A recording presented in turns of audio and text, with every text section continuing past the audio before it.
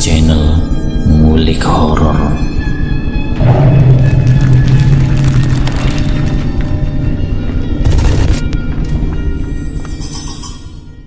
Assalamualaikum warahmatullahi wabarakatuh. Jumpa kembali di channel Ngulik Horor. Channel kami menceritakan tentang kisah-kisah misteri yang mungkin bisa menemani agan-agan dan sista semua ya. Kali ini saya akan membawakan kisah misteri yang ditulis oleh @cerita_setan. Kalian juga dapat mengunjungi tweet beliau langsung ya. Nanti link saya akan sediakan di kolom deskripsinya. Oh ya, sebelum masuk ke cerita seperti biasa nama dan tempat saya samarkan semua ya, untuk menjaga privasi pihak yang terlibat di dalamnya. Yuk daripada kita lama-lama langsung saja kita simak ceritanya. Kali ini saya akan membawakan kisah misteri yang berjudul Julung Kembang. Terlahir di sebuah desa di lereng Gunung Slamet, dia 4 bersaudara, kedua kakaknya dan 1 adik. Keluarga mereka termasuk keluarga yang dituakan silsilah pepunden desa, karena kakak buyut yang menjadi cikal bakal desa itu. Tahun 1975 hari di usianya yang genap 11 tahun, dia harus kehilangan seseorang yang mencintai tanpa syarat. Orang yang membangun karakter dan menyembuhkan hati yang luka, orang yang membuat dan menjaga memori indah, orang yang dicintai dengan penuh kasih dan kekaguman. Adik bungsunya yang masih berusia 5 tahun harus kehilangan pelukan kasih sayang seorang ibu.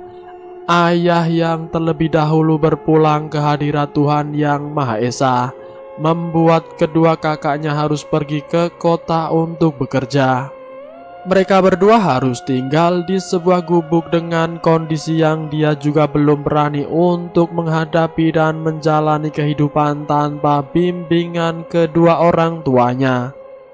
Setelah hari ke-40 meninggalnya ibu, malam itu yang harusnya ada pengajian, tapi karena kedua kakaknya belum pulang dari kota, acara yasinan dan tahlilan dilaksanakan di rumah pamannya. Setelah selesai acara itu, mereka berpamitan pulang. Sosok kakak yang sayang dengan adiknya, ia rela menggendong si bungsu karena terlelap tidur. "Mbak, ibu kapan pulang?" tanya Sari yang tiba-tiba terbangun membuat tangisannya semakin mendalam.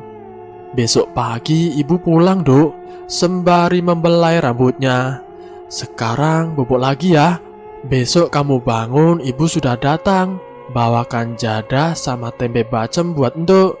Pungkasnya tak kuasa membendung air mata itu saat harus membohongi Sari yang belum tahu. Dipeluknya erat adik kesayangannya. Matanya tertuju pada cermin tua tempat di mana sosok ibu semasa hidupnya sering duduk di situ, menyisir rambutnya dan melantunkan durma tembang kesunyian. "Tuhan yang Maha Suci, berikan hamba kekuatan untuk menjalani hidup.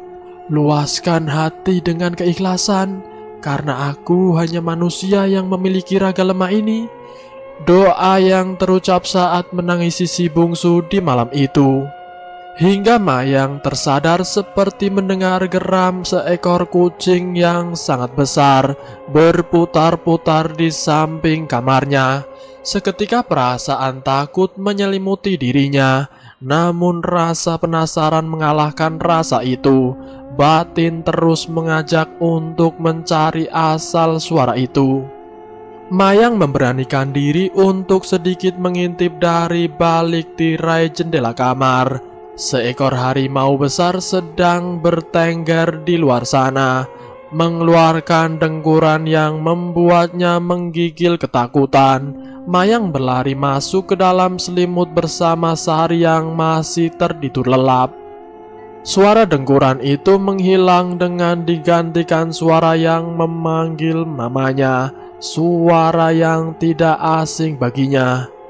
"Itu suara ibu," gumam Mayang kemudian beranjak ke jendela.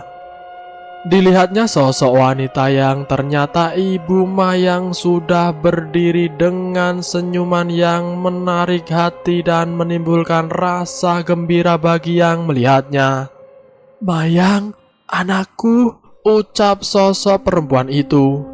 "Ibu," teriak Mayang, tapi tak ada suara yang keluar dari mulutnya. Mayang berlari menghampiri sosok itu dan dipandanginya dari atas hingga ke bawah. Setelahnya ia sudah di depan sosok yang menyerupai ibunya. Ingin sekali Mayang dipeluknya, dibelai seperti dulu lagi. "Mayang," panggil ibunya dengan senyuman itu. "Ibu, Mayang kangen, Bu. Peluk Mayang, Bu," balasnya yang tak bisa menahan air mata. "Sini anakku, peluklah ibumu nak," ucapnya dengan nada sayu membuat hatinya semakin yakin jika dia adalah ibunya. "Ayo masuk nak, ibu juga kangen dengan Sari adikmu," ucapnya sembari menggandeng Mayang kemudian melangkah masuk. Saat pintu dibuka membuat suasana malam itu sedikit berbeda. Rumah zaman dulu yang masih memiliki model aksen Jawa menambah kengerian saat malam hari. Kamar Mayang dan Sari hanya mempunyai satu dipan untuk mereka, terletak di bagian tengah tepatnya di sebelah barat dari ruang tengah. Mempunyai karakter ruangan gelap dan membuat orang yang ada di dalamnya merasa nyaman. Pada dasarnya ruangan yang tidak terlalu besar yaitu berukuran sekitar sepertinya lapangan bola voli ini hanya memiliki satu bagian jendela. Pada bagian langit-langit pun masih terlihat belandar kayu jati yang masih kokoh untuk menopang beban genteng dari tanah liat itu. Lampu teplok satu-satunya sumber cahayanya. Perempuan parubaya itu duduk di samping Sari yang masih tertidur lelap. Air mata sucinya keluar dari sudut matanya, kemudian mencium lembut kening Sari. "Mayang, sayangi adikmu seperti ibu menyayangi kalian. Jaga dia baik-baik ya, Nduk," pesan perempuan itu yang masih membelai rambut-rambut adiknya. "Mayang tidak sanggup tanpa ibu," jawab Mayang masih menangis terseduh-seduh. "Dimanapun dan sampai kapanpun, ibu ada buat Mayang dan juga Sari. Jangan merasa sendirian, Dok. Ibu selalu ada," mencoba menenangkan Mayang. "Bu, apa Mayang sanggup?" tanya Mayang. "Kamu bisa, Dok.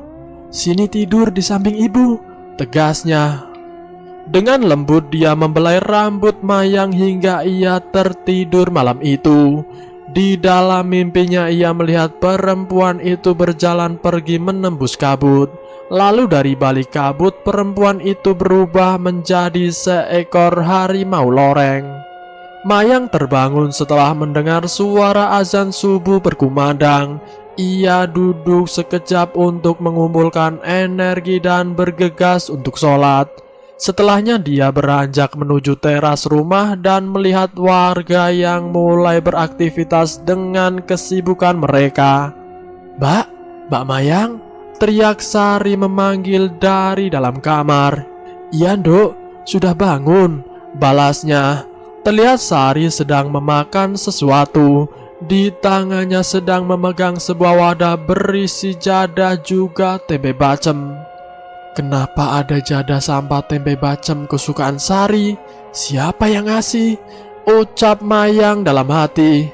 "Duk, dari mana kamu dapetin makanan itu?" Sari tidak mengindahkan pertanyaan itu. Sekali lagi Mayang bertanya.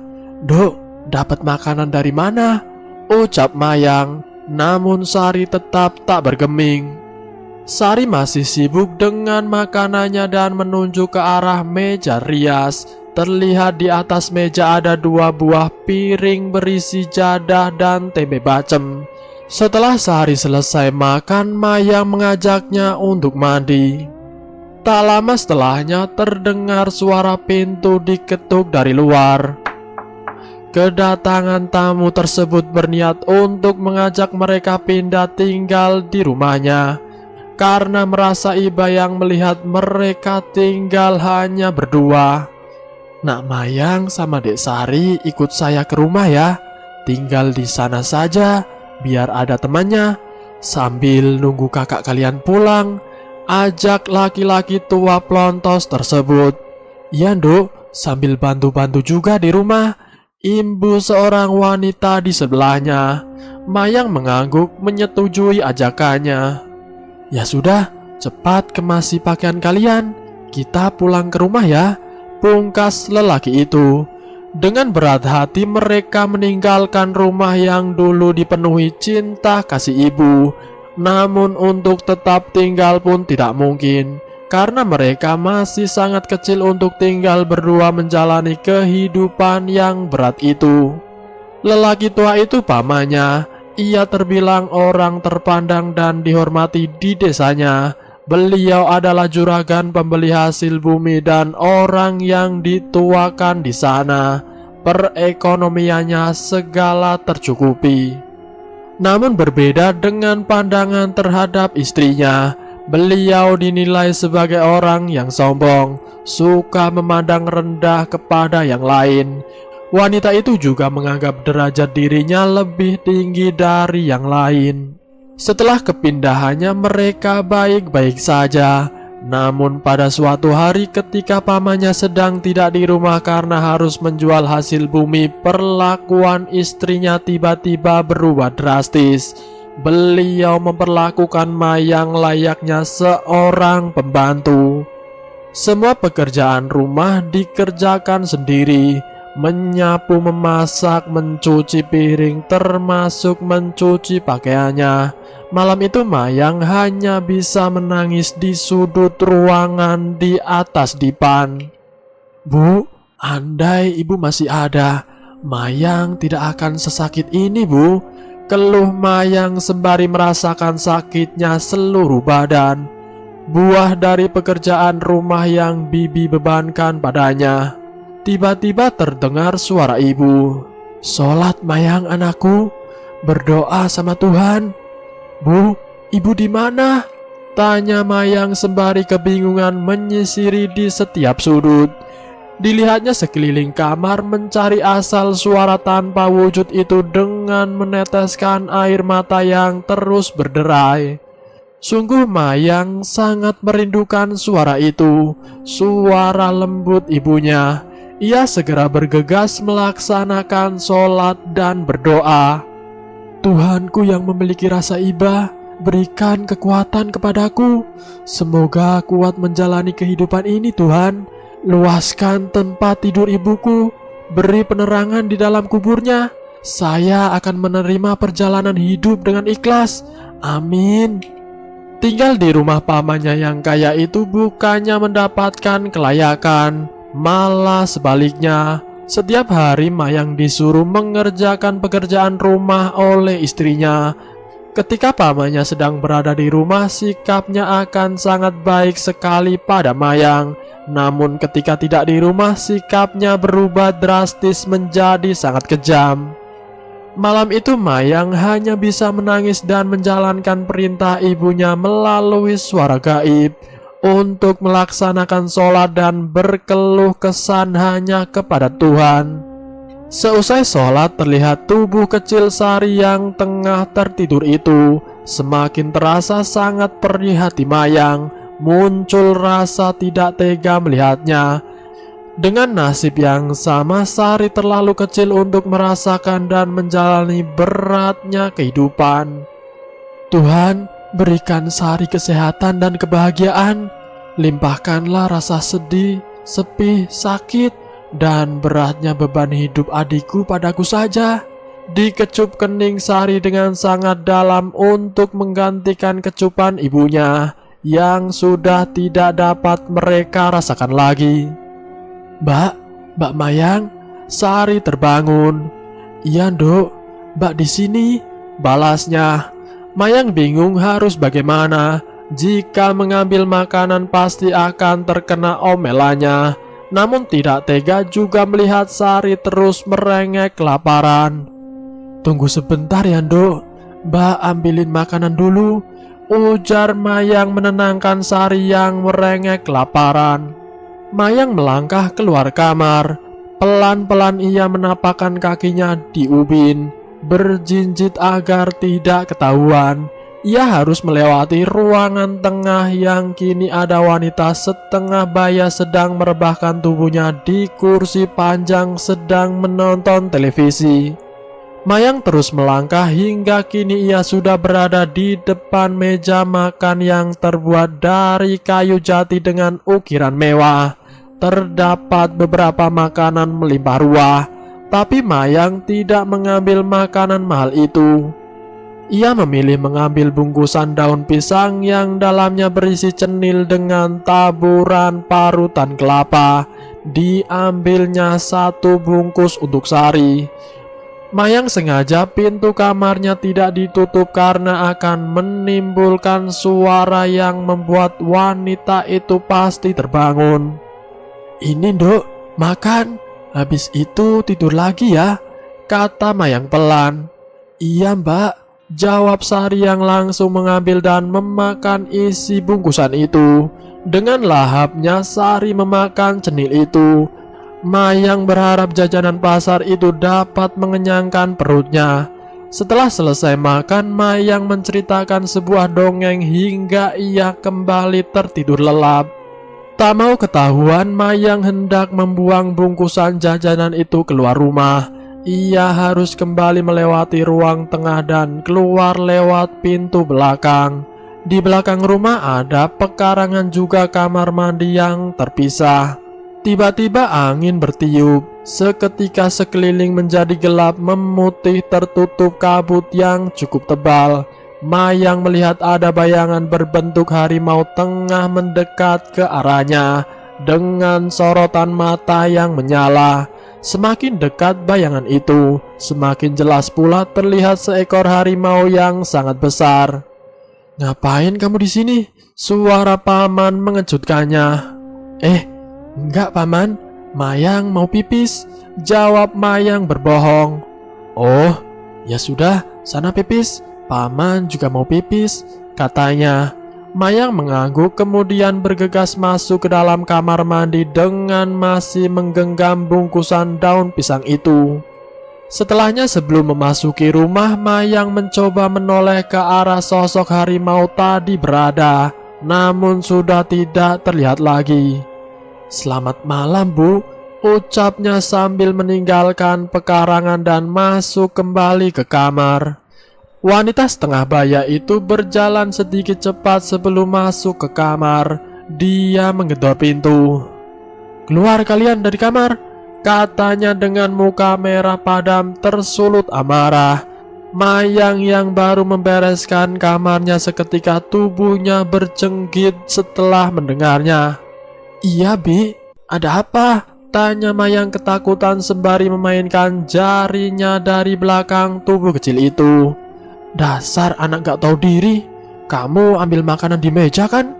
Itu makanan bukan buat kalian," bentaknya penuh amarah. "Maaf, Bi, adik saya lapar," jelas Mayang yang merasa takut. Sari yang masih berbaring di atas dipan mencoba mengintip dari sela selimut. Ia gemetar ketakutan seperti halnya kakaknya. "Sekarang kamu cuci semua baju kotor itu. Ajak juga adikmu itu ke sungai buat mandi. Jangan pernah sekali-kali lagi kamu mencuri di rumah ini lagi ya." Pungkas wanita itu kemudian meninggalkan mereka dalam ketakutan.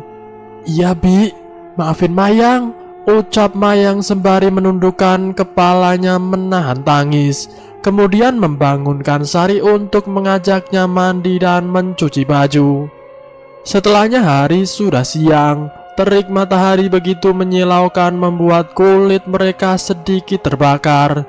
Waktu perjalanan pulang mereka harus melewati jalan tanah yang menanjak. Saat berjalan pulang itu Mayang melihat Sari seperti kelelahan. "Mbak Mayang, Sari capek, Mbak," ucap Sari sambil memegang kedua lututnya.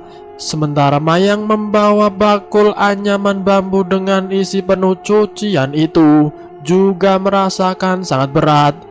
Tidak akan bisa jika membawanya sambil menggendong Sari. "Duk, tunggu sebentar di sini ya. Mbak taruh cucian di atas terus jemput Duk," ucap Mayang. "Takut, Mbak," sahut Sari yang tak mau ditinggal sendirian.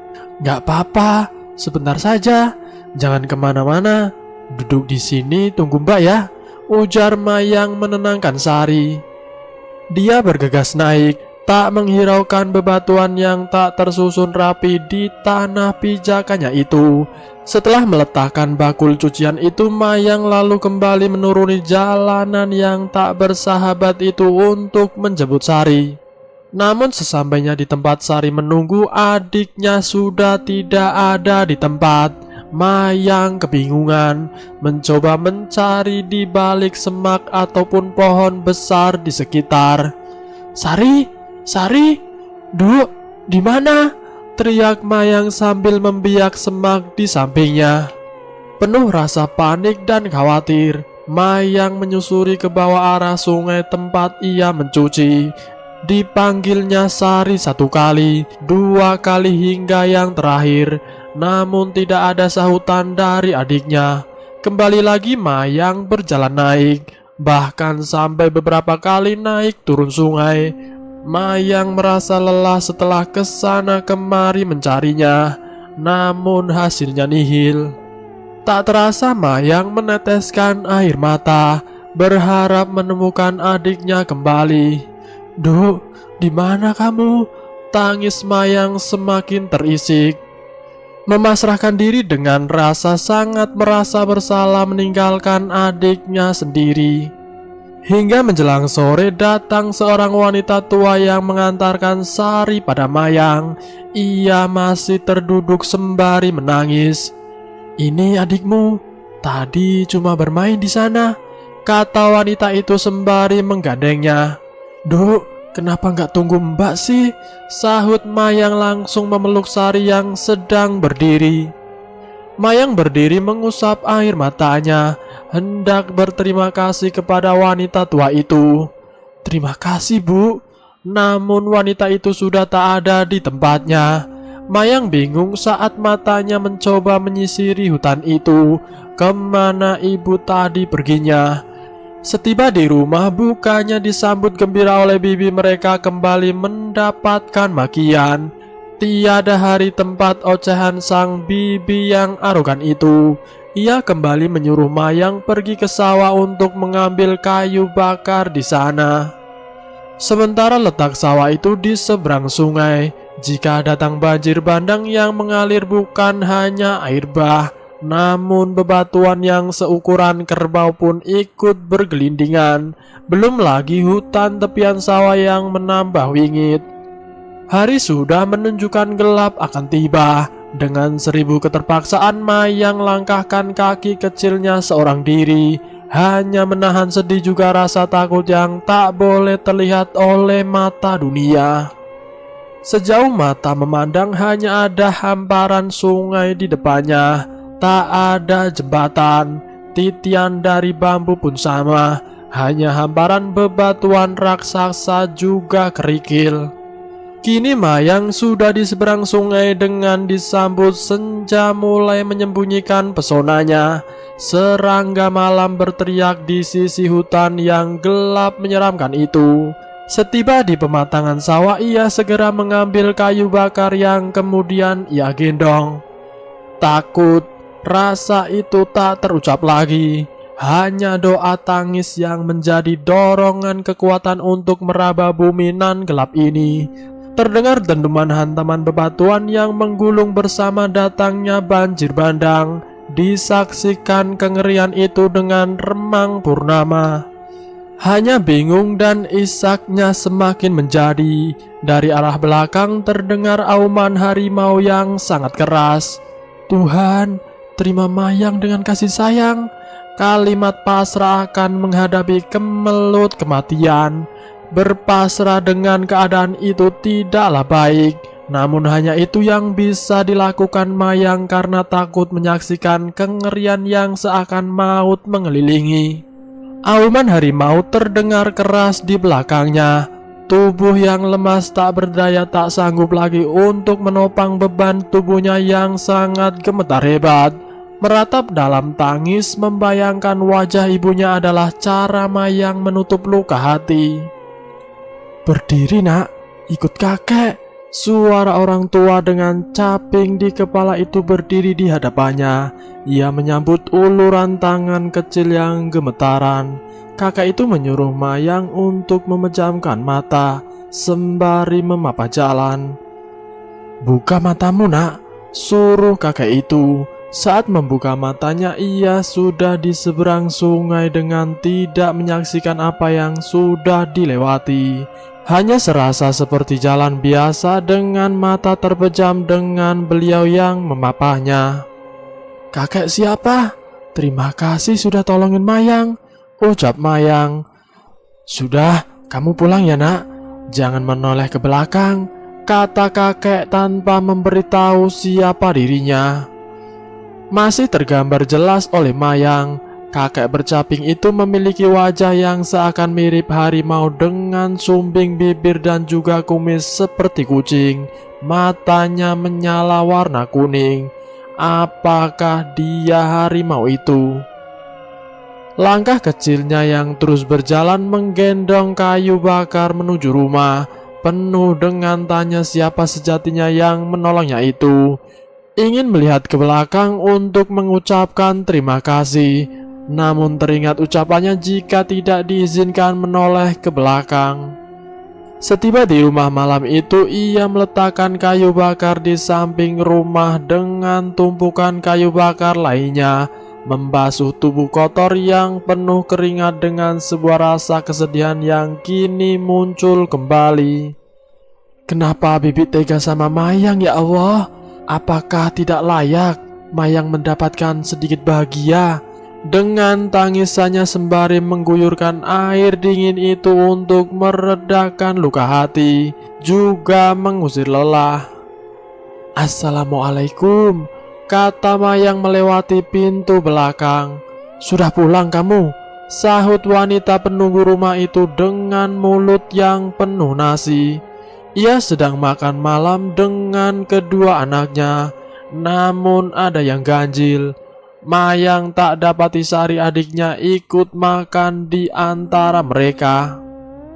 "Iya Bi, Sari mana ya Bi?" tanya Mayang. Matanya melotot, mulut mengunyah lauk. "Lihat di kamarnya sana," bentak wanita itu sembari menunjuk ke arah kamar. Mayang berjalan memasuki ruangan yang sekarang di depannya ada keluarga yang sedang menikmati makan malam dengan lauk yang melimpah ruah, kecuali suami wanita itu. Mayang melirik dari sudut matanya melihat beberapa lauk itu, namun ia urungkan. Dengan pelan Mayang membuka pintu kamar agak tidak menimbulkan suara. Dilihatnya Sari yang kini sudah terlelap tidur. Ia mendekati Sari, memeluknya dari belakang, membelai rambutnya. Karena hanya itu yang bisa Mayang lakukan untuk memberi kasih sayang terhadap adiknya. "Selamat tidur, Nduk. Mbak juga lelah, ingin segera istirahat," ucapnya lirih. Dalam tidurnya dia dibangunkan oleh Sari yang terbangun karena lapar. Mbak Mayang, Sari lapar," ucap Sari dengan sedikit menggoyang tubuh Mayang. Mayang dengan cepat membuka mata, melihat Sari sudah duduk di sampingnya. "Iya Nduk, sama, Mbak juga lapar. Seharian tidak ada makan," keluhnya. "Makan Mbak," rengek Sari yang kini mulai menangis. "Gak ada makan Nduk. Mbak takut dimarahin Bibi lagi kalau mencuri makanan. Sari bubuk saja ya, besok pagi baru makan," ucap Mayang dengan berat karena meminta Sari untuk menahan laparnya. Tapi melihat Sari yang menangis, ia tidak tega. Dengan terpaksa Mayang mengambilkan sejumput nasi dengan tempe goreng juga air putih untuk mengganjal perutnya. Ya Allah, kalau Bibi marah karena Mayang mengambil makanan ini, tolong jangan memarahi adikku yang belum bisa menahan laparnya. Doanya yang terselip memohon. Melihat Sari yang selesai makan membuat hatinya tenang. Namun Mayang yang menahan lapar kini hanya bisa memungut butiran nasi yang tercecer di antara piring dan di atas dipan. Setelah terkumpul hanya sebesar kelingkingnya, ia makan untuk mengganjal perutnya yang lapar. Walaupun kurang, namun Mayang tetap bersyukur. Ya Tuhan yang Maha Penyayang, jika hidup ini merupakan garis yang Engkau restui, dengan lillah lahir batin menjalani dengan ikhlas. Sebuah desa di kaki Gunung Slamet, pagi ini udara terasa sejuk. Kabut tebal menghampar luas menutupi puncaknya. Bias surya masih belum hadir untuk menghangatkan tubuhnya yang harus terbangun karena demam yang dirasakan. Samar-samar terdengar suara azan berkumandang. Masih dengan kantuk yang memberatkan, Mayang perlahan meninggalkan Sari, bersuci untuk menunaikan sholat subuh yang dari dulu selalu berdua dengan almarhum ibunya. Kini Mayang seorang diri. Mayang, Mayang, teriak seorang wanita terdengar. Dia tertidur setelah beribadah. Dengan cepat Mayang berlari menghampiri arah suara itu. Dasar pemalas, paman siang ini pulang. Kamu sapu halaman. Sebelum paman tiba di rumah semua sudah bersih.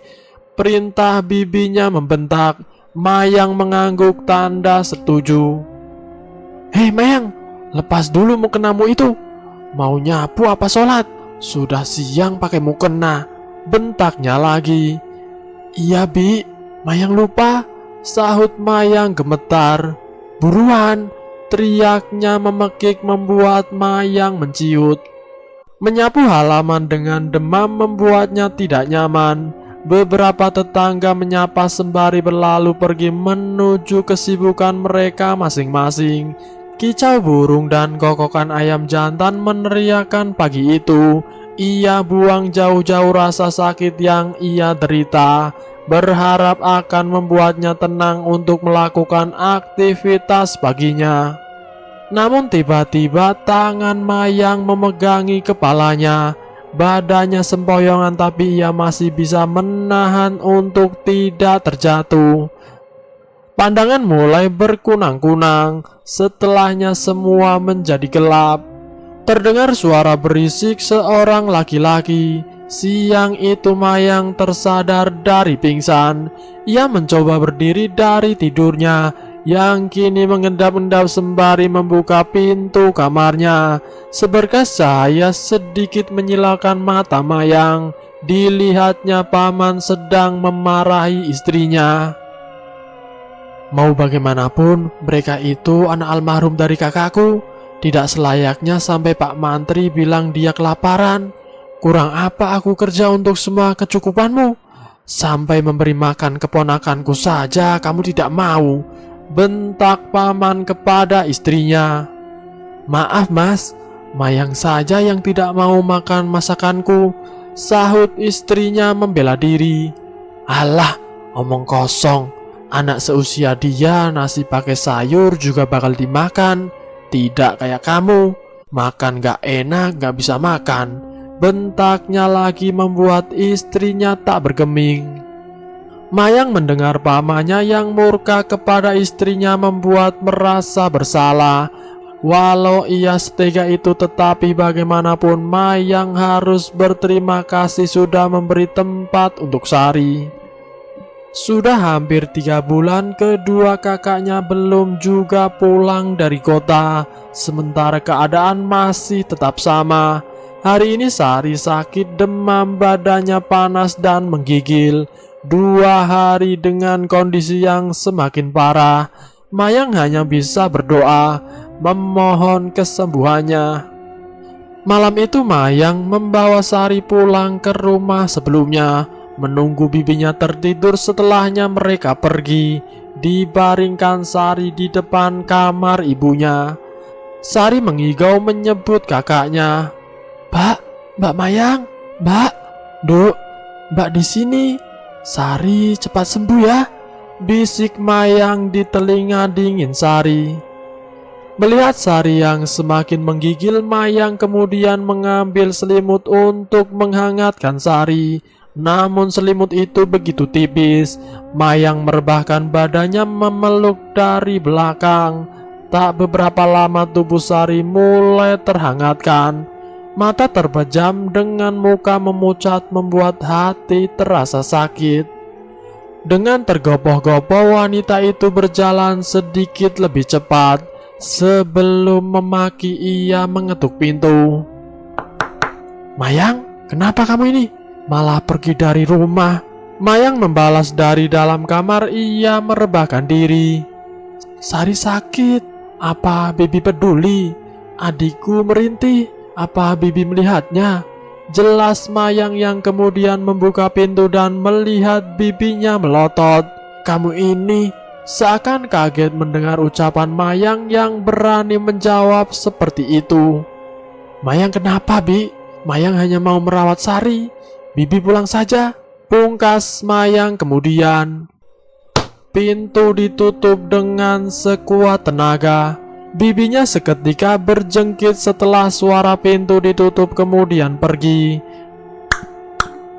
Mayang berlari menangis merangsek memeluk adiknya. Pagi itu terlihat seseorang hendak menjenguk Sari. Di tangannya seperti membawa nampan seukuran telapak tangannya. Ia sedang membawa bubur untuk Sari. Mbok Tinah menyuapi Sari dengan tangan keriputnya, berharap Sari lekas membaik.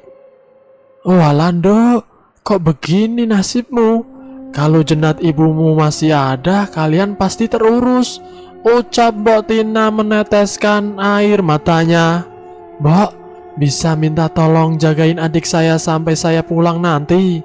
Mayang meminta tolong kepada Mbok Tina. Kamu mau kemana?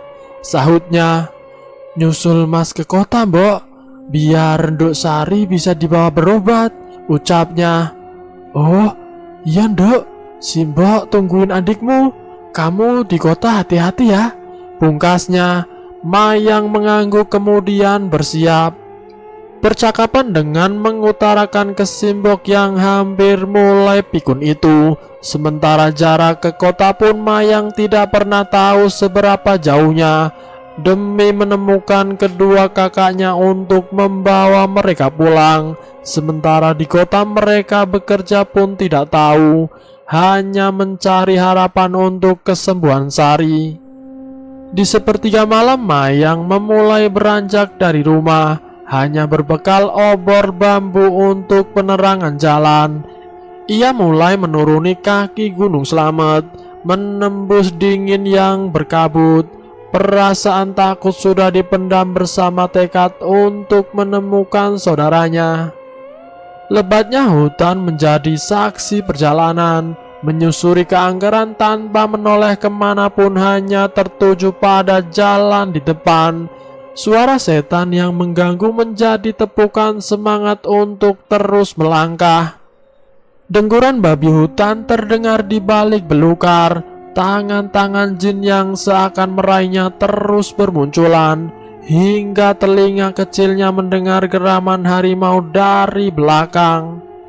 Terselip doa dalam benaknya. Ya Allah Gusti, paringi aku keselamatan. Doalah yang terus terucap sampai ia berhenti melangkah. Tepat di depannya seekor harimau loreng mengadang.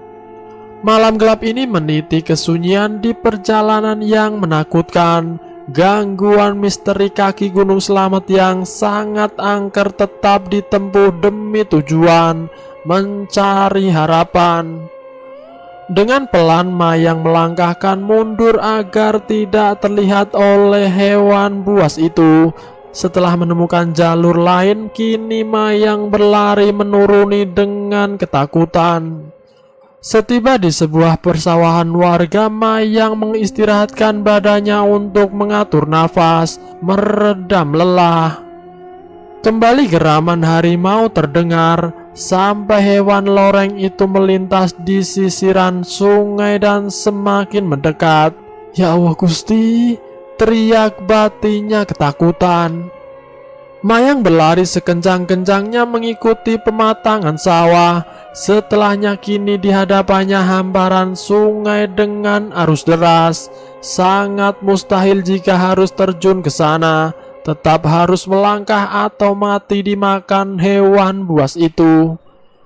Mayang berlari lagi mendekati jembatan yang ia temukan. Dengan obor yang kini sudah hilang jatuh entah di mana, hanya mengandalkan tekad, kakinya terus berlari, terjatuh dan terbangun lagi mencari keselamatan.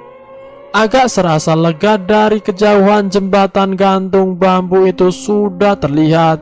Tiba-tiba ia mendengar teriakan yang memekik telinganya. Ah! Seperti teriakan seorang bocah membuat malam semakin menakutkan. Segerombolan orang, sekitar 5 orang, ada di atas jembatan itu. Mayang mengendap-endap bersembunyi di balik semak. Terlihat dengan jelas mereka sedang menyembelih seorang bocah. Kepalanya dibungkus dengan daun talas lalu dimasukkan di sebuah karung, sementara tubuhnya dibuang ke sungai. Mayang yang melihat itu tak kuasa menahan rasa takutnya. Dengan nafas yang sangat sesak, tidak mampu menahan, tiba-tiba ia berteriak, "Tolong! Tolong!" 2 dari 5 orang itu berlari mengejar Mayang yang masih ketakutan. Sesampainya bibir tersungging mengerikan. "Pucuk dicinta, ulam pun tiba." Hahaha, kata orang itu. "Tidak perlu susah-susah culik bocah, dia datang sendiri." Hahaha, imbuh laki-laki satunya. "Betul, makin sukses kita menumbalkan banyak bocah, Kang," katanya. "Seret anak ini, sembelih," pungkasnya. Mayang tertunduk memejamkan matanya tak berani melihat. Tiba-tiba terdengar lagi geraman harimau dari belakang. Saat setelah mereka melangkahkan kakinya ke depan, harimau itu mengaum dengan ganasnya, membuat orang-orang itu berlari terbirit-birit berteriak ketakutan.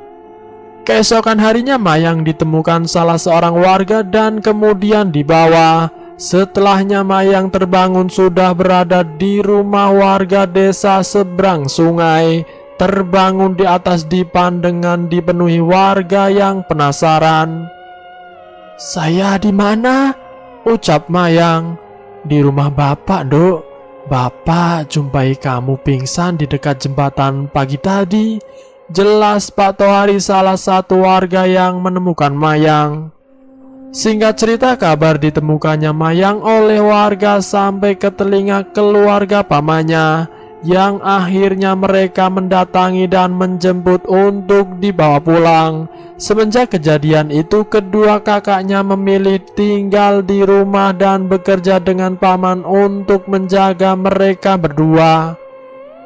Mayang yang terlahir di kala fajar menyingsing dengan keistimewaan penjagaan gaib dari leluhur yang menjelma sebagai harimau loreng, disebut Julung Kembang. Di ujung kisah sedihnya, Mayang dan Sari akhirnya tinggal dengan nenek saat kakak-kakaknya sibuk bekerja dengan pamannya. Ketika dewasa, Mayang menemukan jodohnya di kota Pemalang saat bekerja dengan seorang bangsawan masih berdarah biru dari Pekalongan. Mayang menyulam kebahagiaan di masanya hingga saat ini. Masa itu adalah kenangan yang sudah berakhir. Tidak heran jika terkadang penjelmaan harimau loreng masih sering terlihat oleh beliau saat dalam kesedihan. Dengan rasa sabar, semua perlakuan bibinya sudah termaafkan karena hanya dengan kebesaran hati keluarga itu dapat saling menyayangi. Demikian kisah dari Mayang Pitaloka. Dan selesai. Itulah kisah misteri yang berjudul Julung Kembang. Semoga video kali ini bisa menambah wawasan kita. Selalu terbesit sebuah kesedihan dalam hati ketika menyaksikan sebuah ketidakadilan. Iba adalah salah satu dorongan setitik iman yang dimiliki manusia. Miliki rasa kepedulian dengan sesama, maka akan menuai ujung keberkahan. Terima kasih sudah mampir di channel kami. Jika kalian tertarik dengan video kami, silahkan tekan tombol like, share, dan komen. Tekan subscribe untuk mengikuti video kami selanjutnya. Wassalamualaikum warahmatullahi wabarakatuh.